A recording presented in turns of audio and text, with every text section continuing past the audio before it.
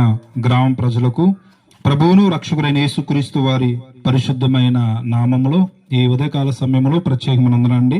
మీరు ఎక్కడ ఉన్నా ఏ పనిలో ఉన్నా కొద్ది నిమిషాలు మేము చెప్పబోయే మాటలు వినవలసిందిగా ప్రేమతో మనం చేస్తున్నాం. మీ గ్రామానికి మీ వీధిలోనికి వచ్చి రీతిగా ప్రకటించే మాటలు ఏంటంటే సువార్తను ప్రకటించడానికి వచ్చేవండి. సువార్త అంటే ఏమిటి అని అంటే దేవుని యొక్క ప్రేమ గురించి తెలిపే సందేశం అండి. దేవుడు అంటే ఎవరు, దేవుడు మనిషి కోసం ఏం చేశాడు, ఈ రెండు విషయాలు కూడా తెలియజేయడానికి మీ వద్దకు వచ్చాం. దేవుడు అంటే ఎవరో మనకు తెలియాలి, దేవుడు మన కొరకు ఏం చేశాడు, ఈ రెండు విషయాలు మనిషి తెలుసుకుంటే మనిషి యొక్క జీవితం ధన్యకరమైన జీవితం అవుతుంది. కాబట్టి ప్రభునందు పిల్లరా, ఈ ప్రపంచానికి దేవుడు అంటే ఎవరో సరిగ్గా అర్థం కాలేదు.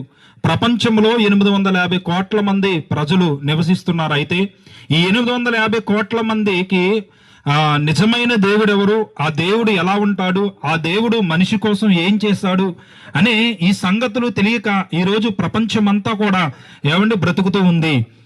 ప్రభునందు పిల్లారా, ప్రతి మనిషికి దేవుడు అవసరం.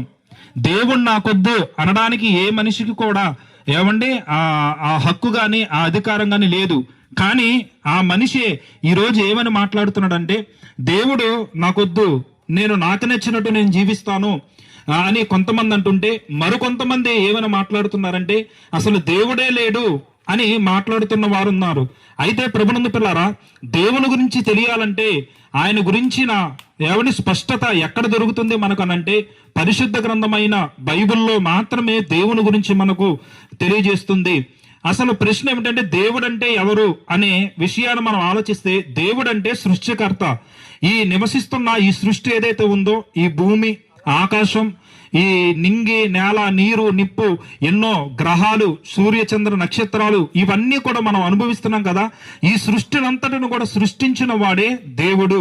అదే విధముగా దేవుడు మనుష్య జాతిని సృష్టించాడు. అనగా భూమి మీద మనుషులు ఉన్నారు కదండి, స్త్రీగా పురుషునిగా. ఈ స్త్రీని పురుషుణ్ణి ఎవరు పుట్టిస్తున్నారనంటే దేవుడు పుట్టిస్తున్నాడు. అదేవిధంగా ప్రభునందు పిల్లారా, ఆ దేవుడు ఎలా ఉన్నాడు అనంటే ఆయన మనిషి కంటికి కనిపించేవాడు కాదు, ఆయన ఆత్మై ఉన్నాడు. దేవుడు ఆత్మగా ఉన్నాడు. మానవ నేత్రాలకు కనిపించేంత చిన్నవాడు దేవుడు కాదు.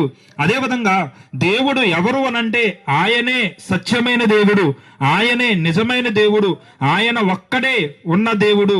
కనుక ప్రభునందు పిల్లరా, ఆ దేవుడు గురించి ఈ ప్రపంచం తెలుసుకోవాలి. దేవుడంటే ఈ సృష్టిని సృష్టించిన వాడు, దేవుడంటే మానవ జాతిని పుట్టిస్తున్నవాడు,